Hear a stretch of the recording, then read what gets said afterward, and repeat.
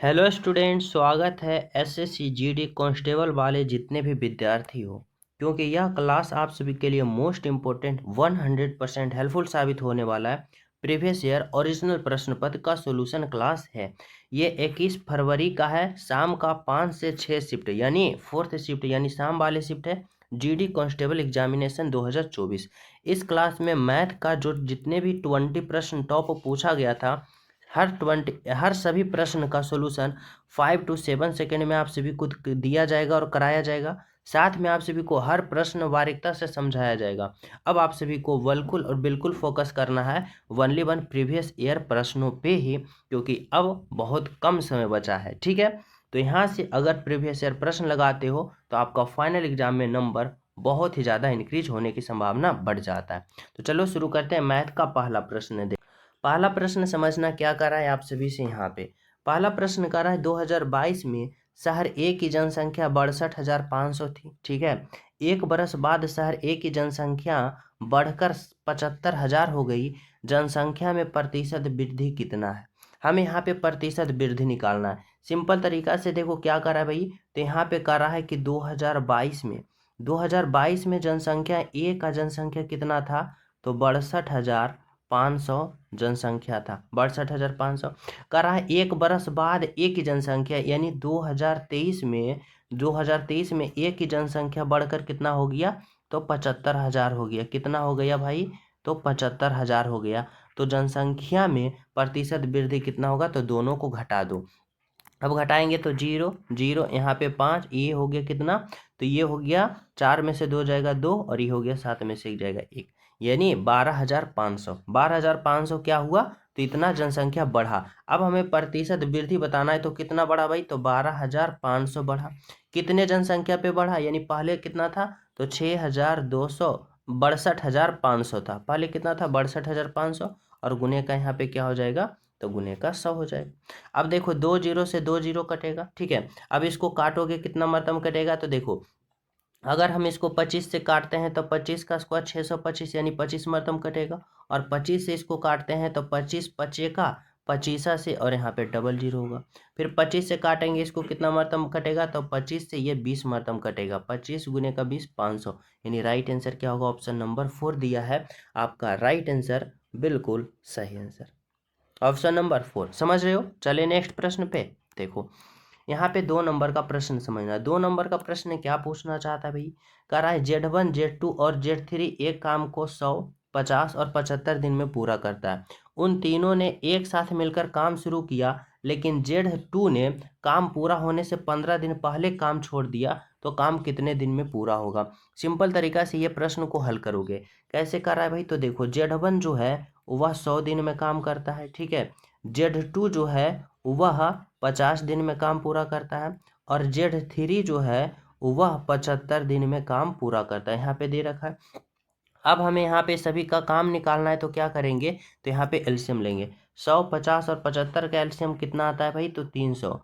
100 तिया का 300, यहाँ पे 50 गुने का कितना करे, तो 300 आएगा, तो यहाँ पे हो जाएगा 6। ठीक है, 50 छक्का 300, और 75 से जब हम इसको भाग देंगे 300 में, तो कितना आएगा, तो यहाँ पे 4 आएगा। 4 पचे का 20 जीरो, और 7 छक्का 28 और 2 30। ठीक है, यानी हमें समझ में आया कि Z1 जो है एक दिन में 3 काम करेगा, Z2 है एक दिन में 6 काम करेगा, और Z3 है एक दिन में 4 काम करेगा।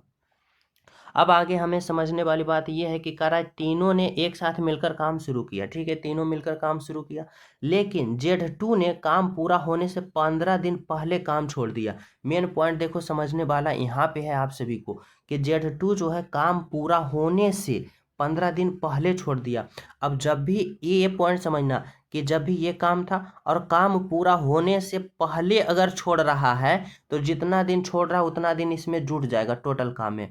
अगर कहेगा कि काम स्टार्टिंग हुआ यानी काम शुरू हुआ लेकिन कुछ दिन किया और उसके बाद छोड़ दिया, तो घटा देंगे। लेकिन कह रहा है काम पूरा होने से, यानी काम पूरा यहाँ तक हो जाता लेकिन 15 दिन पहले छोड़ के भाग गया, तो हम क्या करेंगे, जोड़ेंगे। अगर कहेगा कि काम स्टार्ट हुआ और 15 दिन तक किया और उसके बाद काम छोड़ दिया, तो हम घटाएंगे। तो यहाँ पे कह रहा है ना कि काम पूरा होने से, यानी टोटल काम क्या कर रहा है, तो टोटल काम हो जाता लेकिन 15 दिन पहले ही छोड़ दिया। यानी कौन छोड़ा 15 दिन पहले भाई, तो 15 दिन पहले जेड छोड़ा, Z2 छोड़ा। और Z2 देखो एक दिन में कितना काम करता है, तो 6 काम, यानी 15 गुने का 6 करना है, 15 पचे 75, 15 छक्का 90, 90। अब इस 300 में हमें क्या करना है, तो 90 को जोड़ देना है, यानी 0 होगा यहाँ पे, 9 होगा यहाँ पे, 3 होगा। अब टोटल काम कितना हो गया, तो 390 काम हो गया। अब हमारा एग्जामिनर जो पूछना चाहता है, कर रहा है कि तीनों मिलकर उस काम को पूरा किया होगा, यानी काम कितने दिन में क्या करा भाई, तो काम कितने दिन में पूरा होगा, यानी टोटल काम अब हो गया कितना, तो 390 काम हो गया। अब करा पूरा होगा, यानी यहाँ से Z1 3 दिन में किया, एक काम 3 दिन, एक दिन में 3 काम करता है, Z2 एक दिन में 6 काम करता है, और Z3 एक दिन में 4 काम करता है, यानी 6 4 10 और 3 13, 13 से भाग दे देना। अब देखो 13 तिया का 39 और 0 का 0, यानी क्या होगा 30 दिन में, यानी राइट आंसर क्या होगा, ऑप्शन नंबर यहाँ पे 2 होगा आपका, बिल्कुल बिल्कुल सही होगा। तो काम कितना दिन में पूरा होगा भाई, तो 30 दिन में होगा, बिल्कुल सही होगा। समझ पा रहे हो यहाँ तक। जब भी बोले कि काम पूरा होने से पहले छोड़ दिया इतना दिन, तो उसको पकड़ के करवाओ। अगर बोले कि काम स्टार्ट हुआ लेकिन इतना दिन काम किया बाकी भाग गया इतना दिन करके, तो उसको घटा देना। ठीक है, मेन पॉइंट यही है। चलो अगला प्रश्न समझना क्या कर रहा है, 3 नंबर का प्रश्न। 3 नंबर का प्रश्न कर रहा है, इतना का हमें क्या निकालना है, मान, वर्गमूल निकालना है। सिंपल तरीका से देखो क्या कर रहा है, यहाँ पे देखो सिंपल तरीका से 81, और 81 का वर्गमूल सभी विद्यार्थी को पता होगा कितना होता है, 9 होता है। 81 का वर्गमूल 9 होता है। अब यहाँ पे देखना है जीरो कितना है, दशमलव के बाद जीरो की संख्या काउंट करना है, तो 4 जीरो है। अब 4 जीरो में जितना भी जीरो हो उसमें 2 से भाग दे देना, यानी 4 जीरो में 2 से भाग दोगे तो कितना रहेगा, बचेगा 2 जीरो। अब यहाँ पे 2 जीरो होगा, यानी 2 जीरो के बाद दशमलव होगा। यही क्या है, तो आपका राइट आंसर है। ठीक है, कौन होगा ऑप्शन नंबर, तो देखो ऑप्शन नंबर यहाँ पे 3 है, बिल्कुल बिल्कुल सही। ठीक है, चलो अगला प्रश्न समझना क्या कर रहा है, तो यहाँ पे 4 नंबर का प्रश्न। और सभी विद्यार्थी क्लास को लाइक शेयर जरूर करते चलना, जो न्यू हो चैनल सब्सक्राइब कर लेना, ताकि हर शिफ्ट का हर प्रश्न आप सभी कर पाओ। ठीक है, 4 नंबर का प्रश्न देखो, 4m बराबर 5n और बराबर 20c, तो m/n/c का मान निकालना है। सिंपल तरीका से देखो क्या कर रहा है, 4m है बराबर 5n है और बराबर का 20c है। अब हमें क्या करना है, तो m/n/c का मान निकालना है। क्या करेंगे, तो सिंपल तरीका से, अगर m को हमें निकालना है ना, तो m को हमें पूरा को ढक देना है। बचा कौन, n बचा और c बचा, और n और c में अंक कितना है, तो इसमें 5 है इसमें 20 है, और 5 और 20 को गुना करो, तो 5 और 20 को गुना करोगे तो कितना आएगा, तो 20 बचेगा 100, यानी 100 हो जाएगा। ठीक है, अगर n को निकालना चाहते हो तो n वाले को अंक जितना है उसको ढक दो, बाकी बचा m बचा और c बचा। m और c के अंक कितना है, तो इसमें 20 है इसमें 4 है, 20 गुने का 4 करो, 20 का 80, तो यहाँ पे 80 होगा। अब c को निकालना चाहते हो तो c वाले को टोटली को ढक दो, बाकी बचा m और n। m में 5 है और n में m में 4 है, n में 5 है, 4 और 5 करोगे तो 4 5 का 20। अब क्या करो, तो यहाँ से ये रेशियो हो गया, इसको काट भी सकते हो। देखो यहाँ से काटोगे 20 एकम का 20, 20 चौका 80, और यहाँ से 20 पचे का 100। 5:4:1, 5:4:1 आपका राइट आंसर आया ऑप्शन नंबर 3, जो कि क्या है, तो बिल्कुल सही है। ठीक है, option number 4 is the right answer. चले नेक्स्ट पे देखो, 3 नंबर का प्रश्न समझना क्या पूछा जाता है। 3 नंबर का प्रश्न है, कह रहा है 30% वार्षिक ब्याज की दर से ऋण पर दी गई एक निश्चित धनराशि पर 1 वर्ष के लिए गए चक्रवृद्धि ब्याज अर्धवार्षिक रूप से संयोजी और 1 वर्ष के लिए गए साधारण ब्याज के बीच का अंतर इतना है, तो वह धनराशि क्या हुआ। सिंपल तरीका से इसका फार्मूला होता है, क्या होता है कि अगर 1 वर्ष का चक्रवृद्धि ब्याज और 1 वर्ष का साधारण ब्याज के बीच का अंतर दिया हो, तो उसका फार्मूला होता है PR² और बटा 100 का स्क्वायर। ठीक है, कब होता है, जब 1 वर्ष का चक्रवृद्धि ब्याज और 1 वर्ष का साधारण ब्याज का अंतर दे दिया हो तब। अब देखो क्या कर रहा है, तो यहाँ पे कर रहा है दर, यानी R जो है क्या कर रहा है भाई, 30%, यानी दर कितना है, तो 30%। लेकिन यहाँ पे मेन पॉइंट ये समझने वाला है, देखो क्या कर रहा है, तो मेन पॉइंट यहाँ पे समझना, यहाँ पे जो दर है ना वह 30% नहीं होगा। यहाँ पे हर विद्यार्थी फंस गए होंगे। क्यों फंसे होंगे, क्योंकि देखे होंगे कि 1 वर्ष का चक्रवृद्धि ब्याज और 1 वर्ष का साधारण ब्याज के बीच का अंतर कितना है, तो 337 और 0.5 है, और बराबर यहाँ पे करो पी, और आर का मान 30 धरो, और यहाँ पे आर स्क्वायर होगा तो 30 और बटा 100 का स्क्वायर होगा, इसका मान आएगा। कभी नहीं इसका मान आएगा। क्यों नहीं आएगा? क्योंकि यहाँ पे क्या कर रहा है ना, यहाँ पे कर रहा है कि अर्धवार्षिक रूप से संयोजी हो रहा है, अर्धवार्षिक हो रहा है, यानी यहाँ पे हमें क्या करना है, तो दर को आधा करना है, यानी 30/2 करना है, यानी 15 होगा।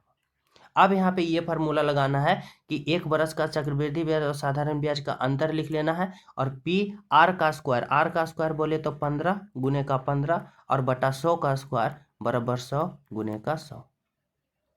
अब इसको हल करोगे तो यहाँ पे पी का यानी मूलधन यानी प्रिंसिपल आपको पता हो जाएगा।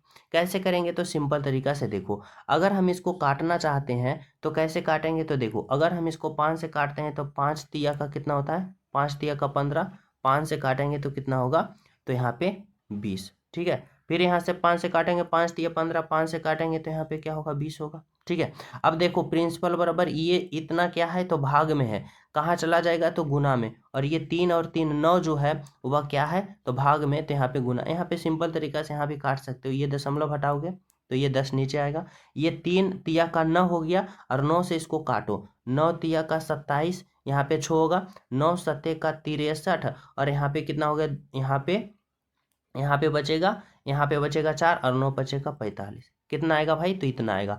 अब देखो p बराबर क्या होगा, तो p बराबर देखो यहाँ से ये 10 से काट सकते हो तो 10 दूना का 20 हो गया। अब ये टोटल कितना है, तो 20 दूना का 40 है। अब ये 40 और यहाँ पे गुना हो जाएगा, यानी p बराबर क्या होगा, तो 40 गुने कितना करोगे, 0, 4 पचे 20 का 0 बाकी 2, और 7 चक्का 28, 28 से 2 30 के 0 बाकी 3, और 4 तिया 12, और 12 3 15, यानी 12 3 कितना होगा भाई, तो 15, यानी प्रिंसिपल कितना आ गया, 15,000। 15,000 बोले तो ऑप्शन नंबर 4 है आपका राइट आंसर, बिल्कुल बिल्कुल 100% सही।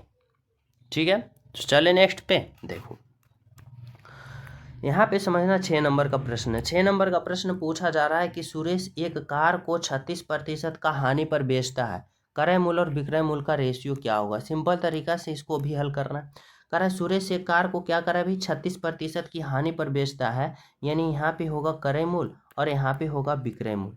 अगर क्रय मूल्य 100 था, मान लिया क्रय मूल्य 100 था, तो विक्रय मूल्य कितना होना चाहिए, 36% का क्या कर रहा है, हानि। अब 36% का हानि कर रहा है, यानी यहाँ पे इसको बेचा होगा कितना में भाई, तो 64 में बेचा होगा।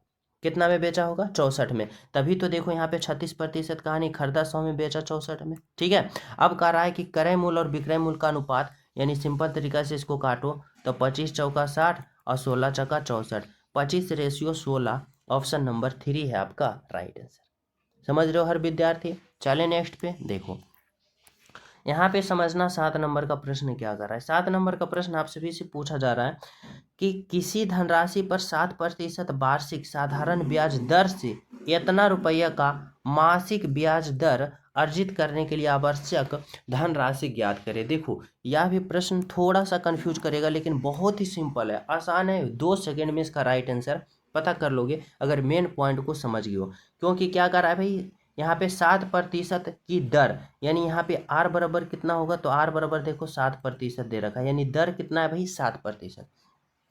साधारण ब्याज की दर से इतना रुपया मासिक ब्याज, मासिक ब्याज साधारण है, साधारण ब्याज है, यानी एस आई बराबर कितना है भाई, तो ब्याज कितना दे रखा है, तो 350 ब्याज है। और देखो कहोगे कि यहाँ पे समय, तो समय कहीं नहीं दे रखा है। यहाँ पे कुछ स्टूडेंट जरूर कंफ्यूज होंगे, लेकिन यहाँ पे समय दे रखा है। क्या कर रहा है 350 का मासिक ब्याज, मासिक ब्याज मतलब महीने का, यानी महीने का समय का, यानी प्रति महीने का, यानी 1 माह का, और माह को बरस में बदलोगे यानी 12 से भाग दोगे, यानी समय इतना होगा। अब कह रहा है कि धनराशि बताना है, यानी प्रिंसिपल बताना है, तो पी यहाँ पे तो क्या होगा भाई, तो एस आई बराबर क्या होता है, तो एस आई बराबर होता है पी गुने आर गुने टी, और बटा का कितना होता है 100, यानी 100। अब यहाँ पे क्या करना है आप लोग को, यहाँ पे सिंपल तरीका से देखो, साधारण ब्याज कितना है, तो यहाँ पे 350 है, प्रिंसिपल हमें निकालना है। रेट की बात करें 7% है, और समय की बात करें तो 1 बटा कितना है 12 है, और गुने का 100 होगा, यानी 100 यहाँ पे हो जाएगा। ठीक है। अब यहाँ पे क्या कर सकते हो, तो आप लोग हल कर सकते हो। कैसे करोगे, तो सिंपल तरीका से देखो, इसको काटो, 7 पचे का 35, 50 हो गया। अब यहाँ पे क्या हो जाएगा, तो यहाँ पे प्रिंसिपल बराबर यहाँ पे इधर जाके ये गुना हो जाएगा। तो यहाँ पे देखो कितना हो गया, 1200, और 12 पचे का 60, यानी यहाँ पे हो गया, और यहाँ पे 2 और 1 3 जीरो, यानी 60,000। प्रिंसिपल कितना होगा भाई, तो 60,000 होगा। देखो ऑप्शन नंबर 3 में आपका right answer, option number 3 is the बिल्कुल करेक्ट आंसर। चले नेक्स्ट पे देखो, 8 नंबर का प्रश्न समझना क्या कर रहा है। 8 नंबर का प्रश्न कर रहा है, यदि इतना रुपया को ए बी और सी में इस प्रकार बांटा जाता है कि ए बी बराबर इतना, बी सी बराबर इतना, तो ए का हिस्सा कितना होगा। सबसे पहले क्या करना है, तो ए बी सी का रेशियो निकालना है। ए बी का रेशियो कितना है, तो 2:3, ठीक है। अब बी और सी का रेशियो कितना है भाई, तो बी और सी का रेशियो कितना है, तो 4:5, 4:5 है। यहाँ से हमें क्या करना है, तो ए बी और सी का रेशियो निकालना है। ए बी सी का रेशियो कैसे निकालेंगे, सिंपल तरीका से देखो, सबसे पहले इन दोनों और इन दोनों में देखो कौन कौन सा कॉमन है, तो देखो इसमें बी कॉमन है, इसमें बी कॉमन है, यानी यहाँ पे बी का मान 3 है, यहाँ पे बी का मान 4 है। अब देखो बी जो है, यानी दोनों का मान सेम होना चाहिए, लेकिन यहाँ पे 3 है, यहाँ पे 4 है, दोनों को बराबर करना है। तो बराबर करने के लिए इसमें गुना का हम 4 करेंगे और इसमें गुना का हम 3 करेंगे, करेंगे ना। अब देखो यहाँ पे ए बी सी का मान निकालो, ये तो इसमें अगर 4 गुना करते हो तो इसमें भी 4 गुना होगा, और इसमें अगर 3 करते हो तो इसमें भी 3 होगा। यानी ए का मान कितना है, तो 4 दूना का 8 होगा, बी का मान कितना होगा, 4 तिया का 12, और सी का मान कितना है, तो 5 तिया का 15। यानी यहाँ पे हमें ए बी सी का मान निकल गया। अब कह रहा है टोटल मान कितना है, यदि 70,000 रुपया है, टोटल कितना है भाई, तो 70,000 है। और यहाँ पे टोटल जोड़ो, 12 8 20, और 20 और 15 जोड़ोगे कितना आएगा, तो यहाँ पे 35 होगा। और पूछ रहा है ए का मान, ए का रेशियो कितना है भाई, तो 8 है, गुना का 8 कर दो, क्या कर दो, गुना का 8। अब देखो 35 दूना का 70 और 8 दूना का 16, यहाँ पे जीरो की संख्या 3 है, यानी 16,000। 16,000 बोले तो ऑप्शन नंबर 4 होगा आपका राइट आंसर। ठीक है, समझ पा रहे हो। चले नेक्स्ट पे देखो, यहाँ पे समझना 9 नंबर का प्रश्न। 9 नंबर का प्रश्न क्या कर रहा है, इतना को 5 से भाग देने पर शेषफल कितना होगा। सिंपल तरीका से क्या करना है, कह रहा है इतना को अगर हम 5 से भाग देना तो शेषफल कितना होगा, तो इसका इकाई अंक कितना है, 8। अब क्या करो, 5 से आप लोग 8 में भाग दे दो, 5 एकम का 5, बाकी 3, यानी शेषफल कितना बचा, 3। यानी राइट आंसर क्या होगा, ऑप्शन नंबर 4 होगा। 4 होगा आपका बिल्कुल करेक्ट आंसर। ठीक है, चलो ऑप्शन नंबर 4। अगला प्रश्न देखना क्या कर रहा है, 10 नंबर का प्रश्न। 10 नंबर का प्रश्न कर रहा है कि प्रथम 31 विषम संख्याओं का औसत क्या होगा। देखो इसका सिंपल फार्मूला होता है कि अगर प्रथम विषम संख्या पूछ रहा है, प्रथम इतना विषम संख्या कितना होगा, इतना होगा, इतना कितना होगा, ठीक है। तो आप लोग का सिंपल फार्मूला क्या होता है कि विषम संख्या का औसत पूछे तो n स्क्वायर बटा का n होता है, एन स्क्वायर बटा का एन होता है इसका सिंपल फार्मूला। अब देखो प्रथम विषम संख्या यानी कितना तक बोल रहा है, एन तक, यानी 31 तक, यानी 31 गुने का 31 करना है और बटा का 31 कर देना। अब 31 से 31 कट गया, 1 कितना बचा, 31। यानी राइट आंसर आपका ऑप्शन नंबर 3 होगा। जब भी विषम संख्या पूछे प्रथम से एन स्क्वायर बटा एन कर देना, राइट आंसर आपका ऑप्शन नंबर आ जाएगा।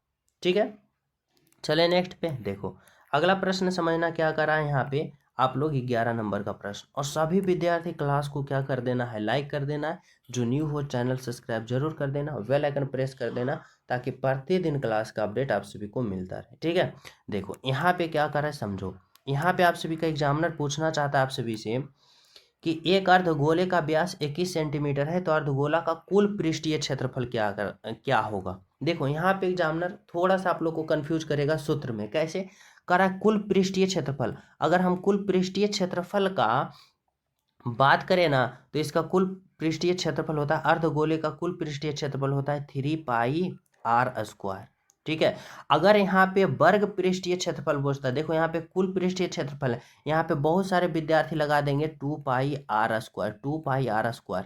नहीं, 2πr² जो होता है वह वक्र पृष्ठीय क्षेत्रफल, लेकिन यहाँ पे टोटल पृष्ठीय क्षेत्रफल बोल रहा है अर्धगोला का, तो वह 3πr²। समझना, यहीं पे आप लोग कंफ्यूज किए होंगे, लेकिन कंफ्यूज नहीं करना।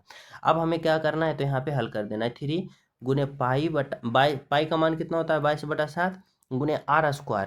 यहाँ पे देखो व्यास डी कितना दे रखा है भाई, तो डी दे रखा है 21, तो आर कितना होगा, आर होगा 21/2। यानी यहाँ पे क्या हो जाएगा 21/2 और गुने का 21/2। अब क्या करना है, तो इसको हल कर देना है। हल करो, सिंपल। देखो 7 से काटोगे 3 मरतम, 7 तिया का 21, और कट रहा है 2 से, देखो इसको काटोगे 11 मरतम, और कट रहा है नहीं ना कट रहा है, आप लोग गुना कर दो। देखो यहाँ पे अगर हम गुना करते हैं तो यहाँ पे क्या होगा, तो यहाँ पे होगा 3 तिया का 9 और 9 11 क्या होगा 99, 99 होगा, और गुने का क्या होगा 21 और बटा का 2। अगर हम जब आप लोग इतना को हल करोगे तो कितना आएगा भाई, तो 1039.5 सेंटीमीटर स्क्वायर आएगा। आपका राइट आंसर ऑप्शन नंबर क्या है, तो ऑप्शन नंबर 4 होगा। बिल्कुल आपका राइट आंसर ऑप्शन नंबर 4 आएगा, बिल्कुल बिल्कुल करेक्ट आंसर। ठीक है, अगला प्रश्न समझना। देखो क्या कर रहा है, 4 नंबर का प्रश्न। 4 नंबर का प्रश्न कर रहा है कि 4 घंटियां 6, 8, 9 और 10 सेकेंड के अंतराल पर बजती है, तो सभी घंटियां एक ही समय पर बजती है, तो कितने मिनट बाद पुनः बजेगी। देखो यहाँ पे कंफ्यूज नहीं करना है, सिंपल तरीका से करा। इतना एक साथ बजती है तो सभी का क्या ले लेना है, एलसीएम।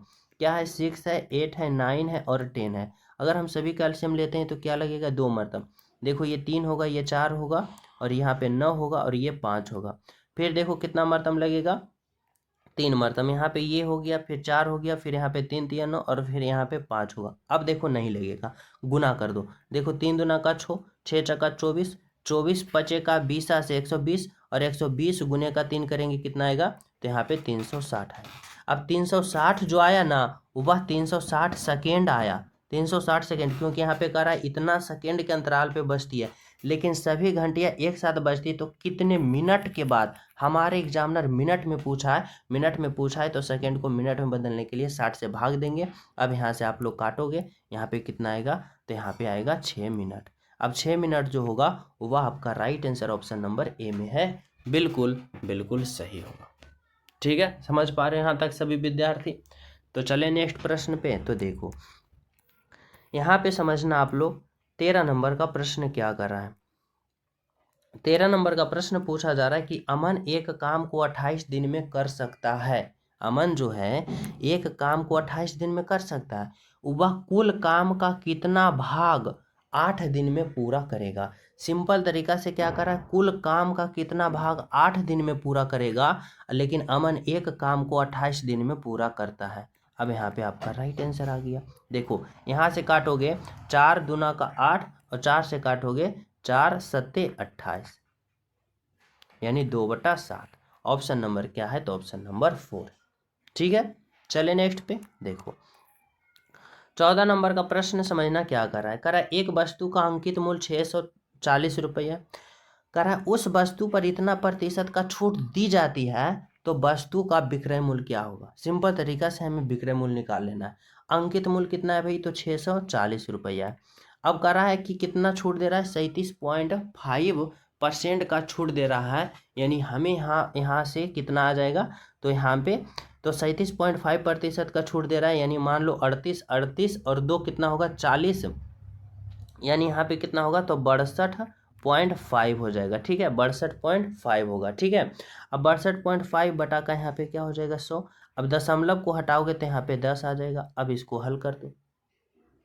ठीक है, अब इसको हल करोगे तो सिंपल तरीका से यहाँ पे इसको काटो। देखो यहाँ से काटोगे 25 से कटेगा 25 मरतब 625, अब 25 से काटोगे 25 चौका 100। ठीक है, अब ये 1 0 से 1 0 कटेगा, अब ये कटेगा कितना मरतब 16 चौका 64। अब 25 गुने 16 कर दो। देखो 16 5 81 का 0 बाकी 8, और 16 दूना 32, और 32 और 8 करोगे तो कितना आएगा, 32 और 8 40 आएगा। ऑप्शन नंबर यहाँ पे 400, जो कि कौन सा है, तो ऑप्शन नंबर 2 में। यानी क्या आएगा भाई, तो उस वस्तु का विक्रय मूल्य यहाँ पे 400 रुपया होगा। बिल्कुल बिल्कुल सही। ठीक है, समझ रहे हो यहाँ तक। तो चले हम सब नेक्स्ट प्रश्न पे। तो 15 नंबर का प्रश्न समझना क्या कर रहा है। कर रहा है 5 संख्याओं का औसत 36 है। ठीक है, प्रथम 2 संख्याओं का औसत अंतिम 3 संख्याओं के औसत से 1.5 गुना है, तो प्रथम 2 संख्याओं का योग कितना होगा। सिंपल तरीका से समझना, 5 संख्याओं का औसत कितना कर रहा है भाई, तो 36 है। अब 5 संख्याओं का औसत 36 है, तो गुना करो 6 5 30 के 0 बाकी 3, और 5 3 15 3 18, यानी कितना आ गया, तो 180 आ गया। ठीक है। अब देखो समझने वाली बात यहाँ पे ये है, करा प्रथम दो संख्याओं का औसत अंतिम तीन संख्याओं के औसत का 1.5 गुना है। यानी प्रथम का जो दो संख्या है ना, प्रथम का दो संख्या है, अंतिम का जो तीन संख्या है ना, उसका कितना है 1.5 गुना है। यानी प्रथम का दो संख्या अंतिम से, यानी अंतिम का हम औसत संख्या, अंतिम तीन का औसत संख्या x माना, तो प्रथम दो संख्या का औसत क्या हो जाएगा, तो 1.5 गुना हो जाएगा। यानी 1.5 गुना हो जाएगा किसका, तो तीसरा का, यानी 1.5x हो जाएगा। वही कह रहा है कि प्रथम दो संख्याओं का औसत जो है ना, अंतिम तीन संख्याओं के औसत का 1.5 गुना है। ठीक है। अब हमें हमारा एग्जामिनर हमसे क्या पूछना चाहता है जो समझो। अब देखो यहाँ पे हमें निकालना होगा। देखो 5 संख्या का औसत 36 था, तो इसका मान 180 आया। उसी प्रकार दो संख्या का औसत इतना है, तो इसका मान क्या होगा, तो 1.5x में 2 को अगर हम गुना करेंगे तो कितना आएगा, तो हमें 3x आएगा, 3x आएगा। उसी प्रकार यहाँ पे जब गुना करेंगे तो 3 गुने का x करेंगे तो कितना आएगा, 3x आएगा। यानी हमें यहाँ पे समझना है कि देखो 5 संख्याओं का औसत यहाँ पे कितना है, 180 है, और यहाँ पे दो संख्या और तीन संख्या, यानी इन दोनों को जोड़ेंगे तो 5 संख्या होगा, और 5 संख्याओं का औसत जोड़ो तो 3 और 3 6x। अब 6x बराबर यहाँ पे क्या होगा, तो 180 होगा। यानी ये वाला, ये 5 संख्या का मान और ये 5 संख्या का मान बराबर होगा। अब इसको काटो, 6 3 18, x बराबर कितना आ गया भाई, तो x बराबर 30 आ गया। हमसे पूछ रहा है कि प्रथम दो संख्याओं का योग क्या होगा, तो प्रथम दो संख्या का योग कितना है, तो 3x है। अब 3x होगा, यानी 3 और x का मान 30 है, तो 30 गुने का 3, 30 तिया का 90, बोले तो ऑप्शन नंबर 1 होगा आपका राइट आंसर। क्या होगा, option number A is the बिल्कुल करेक्ट आंसर। समझ रहे हो। तो चले नेक्स्ट पे। देखो यहाँ पे समझना आप लोग 16 नंबर का प्रश्न क्या कर रहा है। 16 नंबर का प्रश्न आप सभी से पूछा जा रहा है, एक निश्चित शहर की जनसंख्या पहले वर्ष 5%, दूसरे वर्ष 8% वृद्धि होती है, जनसंख्या का कुल प्रतिशत वृद्धि कितनी होगी। यहाँ पे सक्सेसिव लगाना है। क्या कर रहा है, पहले 5% बढ़ रही है, दूसरे बार 8% बढ़ रही है, प्लस का 5 गुने का 8 और बटा का 100। अब 8 और 5 कितना होता है, 13 होता है, प्लस का यहाँ पे क्या होगा, 8 5 का 40 होगा, और 40 बटा का 100 होगा, और ये 2 जीरो है, यानी दशमलव, इसको 100 को हटा देंगे तो दशमलव ऊपर चला जाएगा, यानी 2 अंक के बाद दशमलव। अब 13 प्लस का 4.0, यानी 13 यहाँ पे 0.4 हो जाएगा, और 0, यानी राइट आंसर कौन सा है, तो यहाँ पे 13.40%। ऑप्शन नंबर क्या है, तो 2 है आपका राइट आंसर। ठीक है। अगला प्रश्न समझना क्या कर रहा है, 17 नंबर का। और सभी प्रिय स्टूडेंट क्लास को लाइक शेयर जरूर कर देना, जो न्यू हो चैनल सब्सक्राइब कर लेना और नोटिफिकेशन ऑन कर लेना। साथ ही टेलीग्राम लिंक डिस्क्रिप्शन में, वहाँ भी ज्वाइन हो जाना, ताकि हर शिफ्ट वाले प्रश्न का नोटिफिकेशन जब भी एक क्लास लूँ आप सभी के पास पहुँच जाए। ठीक है। देखो 17 नंबर का प्रश्न समझना, क्रय मूल्य और विक्रय मूल्य के बीच का अंतर 132 रुपया। यदि लाभ प्रतिशत 20% है तो विक्रय मूल्य कितना होगा। देखो यहाँ पे क्या करा भाई, लाभ प्रतिशत 20 रुपया है, यानी यहाँ पे मैं मान लिया क्रय मूल्य, यहाँ पे मैं मान लिया विक्रय मूल्य। अगर क्रय मूल्य 100 था तो यहाँ पे करा 20% का लाभ हो रहा है, यानी बेचा होगा उसने 120 रुपया में, तभी तो देखो 20% का लाभ हो रहा है। बिल्कुल। अब करा है क्रय मूल्य और विक्रय मूल्य के बीच का अंतर 132 रुपया, 132 रुपया, और यहाँ पे क्रय मूल्य और विक्रय मूल्य के बीच का अंतर कितना है, तो 20 रुपया, यानी 20 दे दो। और क्या कर रहा है, तो विक्रय मूल्य का मान कितना होगा, विक्रय मूल्य कितना दे रखा है भाई, तो 120 रुपये, तो 120 रुपया। अब देखो इसको काट दो, 20 छक्का का 20 से, अब गुना कर दो, 6 दूना का 12 बाकी 1, और 6 तिया 18 19 का 9 बाकी 1, और 6 कम का 6 और 1 7, 792। 792 देखो ऑप्शन नंबर क्या है, तो ऑप्शन नंबर ए में है आपका राइट आंसर। समझ रहे हो। बिल्कुल। अगला प्रश्न देखो क्या कर रहा है भाई, तो यहाँ पे 18 नंबर का प्रश्न समझना, करा है इतना इतना और इतना का लघुत्तम समवर्तक क्या होगा। देखो अगर हमसे लघुत्तम समवर्तक LCM पूछे, लघुत्तम समवर्तक पूछे, तो क्या करते हैं, तो जिस पर ज़्यादा पावर होता है उसको लेते हैं। जैसे इसमें देखो 2 पर पावर 4 है, यहाँ पे समझना 2 पर पावर 4 है, 2 पर पावर 5 है, 2 पर पावर 5 है, तो सबसे ज़्यादा पावर किसका है भाई, तो 2 पर पावर 5 का। ठीक है, अब 3 वाले में आ जाओ, 3 पर पावर 3, 3 पर पावर 2, 3 पर पावर 6, तो सबसे ज़्यादा पावर किसका है, तो 3 पर पावर 6, यानी 3 पर पावर 6 होगा। अगर पूछेगा एलसीएम तो पावर जिसका ज़्यादा होगा वे होगा। अगर एचसीएफ पूछे तो सबसे कम पावर जिसका होगा वे होगा। समझ रहे हो, तो यहाँ पे हमसे एलसीएम पूछा तो कौन होगा, ऑप्शन नंबर ए होगा। समझ रहे हो। चलो अगला प्रश्न समझना क्या करा, 19 नंबर का प्रश्न। 19 नंबर का प्रश्न क्या करा एक खिलौने का वास्तविक मूल्य $25 है, लेकिन यह 30% छूट के साथ सेल किया जाता है, सेल में बेचा जाता है, तो खिलौने का विक्रय मूल्य क्या होगा। सिंपल तरीका से देखो, 30% का छूट दे रहा है, यानी क्रय मूल्य यहाँ पे होगा, यहाँ पे विक्रय मूल्य होगा। यानी क्रय मूल्य यानी 100 रुपया में खरीदा होगा, तो 30% का हानि पर बेच रहा है, यानी बेचा होगा 70 रुपया में। ठीक है, और खिलौने का वास्तविक मूल्य कितना है भाई, तो $25। यहाँ पे क्या कर रहा है, वास्तविक मूल्य $25 है। ठीक है, और यहाँ पे क्या कर रहा है, क्रय मूल्य यानी इसका वास्तविक मूल्य, यानी खरीदा कितना में, तो 100 में।